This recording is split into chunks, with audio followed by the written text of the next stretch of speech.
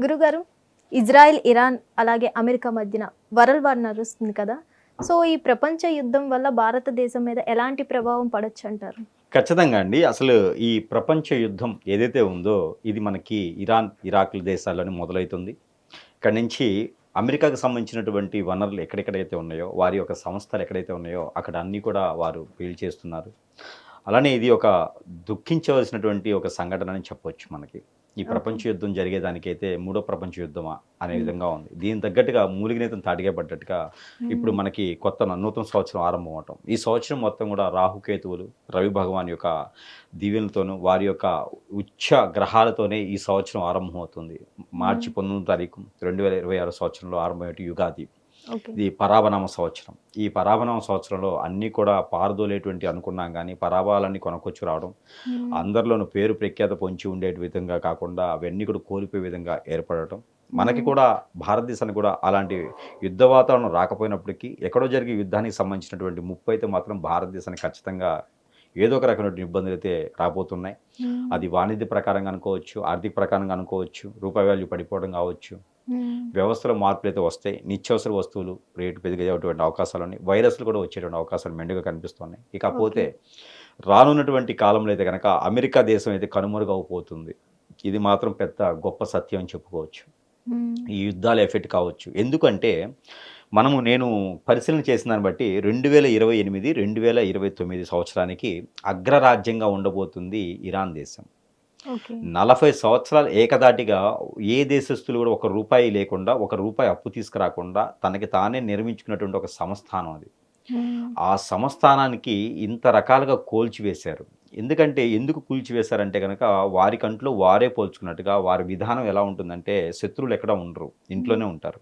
ఆ నినాదానికి వారు కరెక్ట్‌గా సూటబుల్ అవుతారనమాట. ఇరాన్ దేశం ఓకే. వాళ్ళు. ఎందుకంటే అక్కడ ఉండేటువంటి వనరులు అన్నీ కూడా ఏకధాటిగా ఒకేసారి వనరులు ఏర్పడ్డాయి అక్కడ. మైనింగ్ కావచ్చు, భూగర్భ జలాలు కావచ్చు, పెట్రోల్ క్రూడ్ ఆయిల్ కావచ్చు. ఇవన్నీ కూడా అక్కడ ఏర్పడ్డాయి ఈ రోజున. హ్మ్. ఇరు దేశాలకి ఎక్స్‌పోర్ట్ చేసేంతటి స్థాయికి అగ్రరాజ్యంగా ఏర్పడిపోతుంది గల్ఫ్ కంట్రీస్ అన్నిట్లోనూ. ఏది అవును. ఇరాన్ దేశం. అలాంటి ఇరాన్ దేశంలో ఎందుకు ఆధిపత్య పోరు కోసం తన్నుకుంటున్నారు? హ్మ్. ఎందుకు ఇరు దేశాల వాళ్ళు యుద్ధం చేస్తున్నాయో తెలుసుకోవాలి ముందు. అయితే ఓకే. ఇప్పటివరకు కూడా మనము ఎక్కడున్నాము అంటే గనక ఇక్కడ మనకి దుబాయ్ కావచ్చు, కువైట్ కావచ్చు, ఎక్కడైనా పెట్రోల్ ఉంది అంటే దుబాయ్, కువైటే అంటారు. హ్మ్. అక్కడి నుంచి వస్తుంది. కానీ అవును.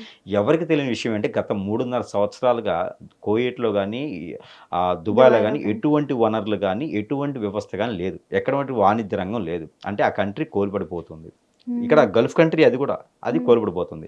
అయితే ఇక్కడ పాయింట్ ఏందంటే, ఇరాన్ దేశాన్ని నాశనం చేయాలని ఒక పన్నాగం. హ్మ్. ఇరాన్ దేశం నాశనం అయితే, అప్పుడు మళ్ళీ ఈ కంట్రీలోనే వస్తారు అందరూను ఎక్స్‌పోర్ట్ చేసుకోవడానికి అని ఒక ఓకే. నినాదం.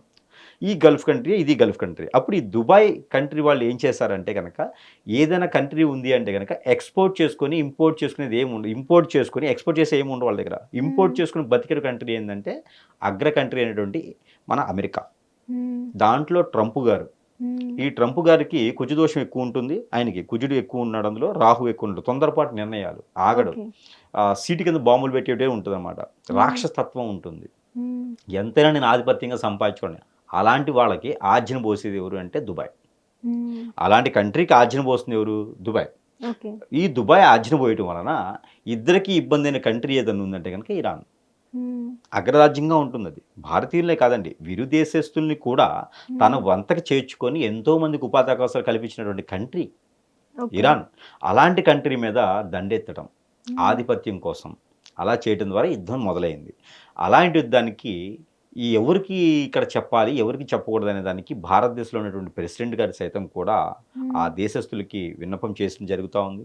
ఓకే. యుద్ధం ఆపాలని జరుగుతా ఉంది. ఇక రానున్నటువంటి దాంట్లో అయితే గనక భారతదేశంలో చాలా ముప్పు రాబోతుందని చెప్పొచ్చు. కానీ యుద్ధ వాతావరణం కాకపోయుండొచ్చు. కానీ హ్మ్.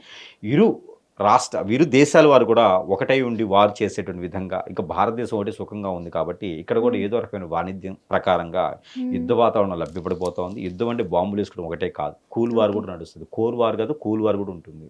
ఓకే. కోల్ వార్ అంటే బాంబులు పేల్చడం. కూల్ హ్మ్. వార్ అంటే చాప కింద నీరులాగా వెళ్ళిపోవటం. ఏదో రకమైనటువంటి ఇబ్బందులు కలగకపోతున్నాయి. మ్మ్. ఆ ఇబ్బందులకు ఎదుర్కోవడానికి ప్రజలు సిద్ధంగా ఉండాల్సి వస్తుంది. ఖచ్చితంగా అయితే ఇబ్బంది రాబోతుంది. అంటే ఈ యుద్ధం ఆగే అవకాశాలు లేవంటారా గురుగారు? యుద్ధం ఆగే అవకాశాలు భారతదేశంలో ఇద్దరికి ఉన్నాయి. ఆపాలి అంటే కనుక ఒక మ్మ్. నలుగురు ప్రయత్నం చేయొచ్చు. ఆ నలుగురు ఓకే. జాతకం నేను పరిశీలన చేసిన దాన్ని బట్టి ప్రధానమంత్రి గారు మన భారతదేశంలో అయితే కనుక మన ప్రధానమంత్రి గారు, రెండోది అయితే ఆదిత్య యోగి గారు, మూడోది వచ్చేసి మనకి పవన్ కళ్యాణ్ గారు, నాలుగోది వచ్చేసి కేఏ పాల్ గారు. మ్మ్. వీళ్ళ నలుగురు వల్ల మాత్రమే సాధ్యపడుతుంది. వీళ్ళు నలుగురు మంత్రాలు చేయడం ద్వారా వీరి నలుగురు ఇరు రాష్ట్రాలతో కాదు ఇరు దేశాల వారితో మాట్లాడితే కనుక మ్మ్. ఖచ్చితంగా యుద్ధ వాతావరణం ఆగేలా అయితే కనిపిస్తుంది. గురువుగారు చిన్న సందేహం, ఒక మ్మ్. సీఎం అయినటువంటి చంద్రబాబు నాయుడు గారి హస్తం లేదు కానీ పవన్ కళ్యాణ్ గారి వల్ల ఎలా ఈ అవుతుందంటారు? క్వశ్చన్ బాగుంది. దీనికి ఆన్సర్ చెప్తాను. మ్మ్. ఇక్కడ చంద్రబాబు గారు అంటే ఒక రాష్ట్రానికి సీఎం, ఓకే. కరెక్టా కదా. మనకి అలాగే 32 మంది సీఎంలు ఉన్నారు. అలా మ్మ్. కాదు, ఇక్కడ జాతకం మ్మ్. వారిలో ఈ యొక్క పరాభనామ సంవత్సరంలో ఎవరికి కలిసి రాబోతుంది అనేటువంటి జాతకం. ఇప్పుడు పరాభనామ సంవత్సరంలో రవికి కుజుడికి ఎక్కువ ఉచ్చంలో ఉన్నారు. ఈ రవి కుజులు ఉచ్చంలో ఉండడం వలన ఎవరి జాతకంలో అయితే గురువు బుధుడు శుక్రుడు రవి ఉచ్చంలో ఉంటారో వారు మాత్రమే ఏది చేసినా చెల్లుతుంది. వారు మాత్రమే ఏది చెప్పినా వింటారు ఎదుటివారు. అలాంటి జాతకం ఉన్న వాళ్ళ పేర్లు నలుగురు తీసుకున్నాం. రాష్ట్రంలో కాదు దేశంలో అందరినీ చూసాం. అమిత్ షా గారితో సహా చూసాం. చూసిన తర్వాత మాత్రమే ఈ 4 జాతకాలు ఎంచుకున్నాం. ఈ 4 జాతకాల్లో మేజర్గా అయినటువంటి పేర్లు ఏమి వచ్చినాయి అంటే కనుక మన నరేంద్ర మోడీ గారు ఒకరు అయితే కనుక, మన అమిత్ షా గారు కాకుండా మనకి యోగి గారు, ఆదిత్య యోగి గారు ఒకరు, పవన్ కళ్యాణ్ గారు ఒకరు, కేఏ పాల్ గారు ఒకరు. ఈ నలుగురు మాత్రమే ఇది సమశుద్ధ్యంగా చేయగలటువంటి వారికి మాత్రమే ఏర్పడుతుంది. బలం అందరి దగ్గర ఉంటుంది, కానీ గండబలం కాదు కావాల్సింది, బుద్ధి బలం.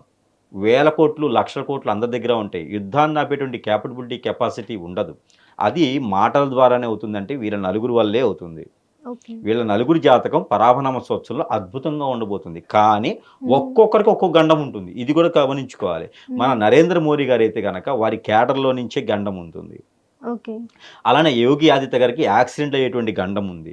మ్మ్. పవన్ కళ్యాణ్ గారికి ఏంటంటే కనుక తను ఎక్కడైతే తింటూ ఉంటారో తను ఎక్కడైతే ఉంటుంటారో వారి దగ్గర నుంచే సమస్య ఏర్పడుతుంది. కేఏ పాల్ గారికి ఏంటంటే కనుక మ్మ్. ఏదో రకమైనటువంటి వైరస్ ఆరంభించేలా కనిపిస్తుంది. వారి యొక్క జాతకం చెప్తుంది. ఏదో ఓకే. రకమైనటువంటి ఇమ్యూనిటీలో లేకుండానో మ్మ్. వారికి ఏదో ఒక రకమైనటువంటి శక్తియుక్తులు పడిపోయేలాగా, ఇమ్యూనిటీ పడిపోయేలాగా, వారి లోపల ఏదో రకమైనటువంటి వైరస్ ఇదేలా కనిపిస్తుంది. కానీ వారి జాతకం అది చెప్తుంది. వారు ఓకే. కనుక దానికి ప్రికాషన్స్ తీసుకొని జాగ్రత్తగా ఉండగలిగితే కనుక మ్మ్. ఖచ్చితంగా దేశంలో యుద్ధ వాతావరణం రాకుండా వారు కాపాడేటువంటి 4 పిల్లర్స్గా మన భారతదేశానికి ఏర్పడేటువంటి వారైతే కనుక మ్మ్. ఖచ్చితంగా వారే అని చెప్పొచ్చు. జాతక ఓకే. ప్రకారంగా చూసిన దాని ప్రకారంగా. అంతేగాని మ్మ్. సీఎం అయిన వాళ్ళు పిఎం అయిన వాళ్ళు చేయలేరు. ఇది జాతక ప్రకారంగా మాత్రమే చేయగలుగుతారు. మరొకటి, మ్మ్. భారతదేశానికి ఇలాంటి వార్లు కానీ ముప్పు కానీ రాకుండా ఉండాలి అనుకుంటే కనుక మ్మ్. ఎవరైతే మంచి పదవులు కాదు మంచి చేయాలి అనే సంకల్పం ఉండేసి ప్రజలకు మంచి చేయాలనే సంకల్పం ఉండి రాష్ట్రాలు దేశాలు బాగుండాలనుకునే వారు ఎవరైనా చేయొచ్చు. మ్మ్. అశ్వమేధ యాగం చేయాలి, గుర్రం దానం ఇవ్వాలి. ఓకే. ఇదొకటి, చండీ హోమాలు చేయించాలి. ఏకదాటిగా ఒకే రోజున 119 బ్రాహ్మణ ఉత్తములతో 11 చండీ హోమాలు చేయించాలి. ఇలా చేస్తే అగ్నిహోత్రాలు, చండీ హోమాలు ఇలాంటివి చేస్తే భారతదేశానికి వచ్చేటువంటి ముప్పు మ్మ్. ఏదైతే వాణిజ్య సమస్యలు ఇవన్నీ కూడా కొంతమేరైతే ఉపశమనం లభ్యపడుతుంది. ఇది ఇరు రాష్ట్రాలనే కాదు ఎక్కడైనా చేయించవచ్చు.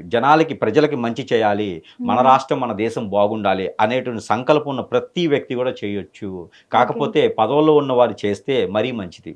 మ్మ్. అంటే ప్రజలకి మంచి చేసేవాడే రాజు అంటారు. అలాంటి రాజులు ఏర్పాటు చేసినటువంటి ఇలాంటి ఏదైతే పుణ్యానికి సంబంధించిన పుణ్యహోత్రాలు చేస్తే ఇంకా మంచి జరుగుతుంది. కాబట్టి మన దేశం వరకు ఆ వారు ఇబ్బందులు కలగకుండా ఉంటే. మరొక విషయం ఏంటంటే రానున్నటువంటి కాలంలో పరాభనామ సంవత్సరం ఆరంభంలోనే మ్మ్. పాకిస్తాన్కి నుంచి భారతదేశానికి కూడా ఏదో ఒక రకమైన వారు కూడా వచ్చేలా కనపడుతుంది. ఓకే. మరోటి, భారతదేశం కొంచెం జాగ్రత్తగా ఉండాలి. ఆగస్టు వరకు కూడా, ఆగస్టు ఓకే. లోపు ఎన్నో రకాలైనటువంటి క్రియలు ఈ యొక్క మ్మ్. సందర్భంగా అయితే ఏదైనా జరగవచ్చు. కొంచెం మ్మ్. జాగ్రత్తగా అయితే మాత్రం ఖచ్చితంగా ఉండాలి.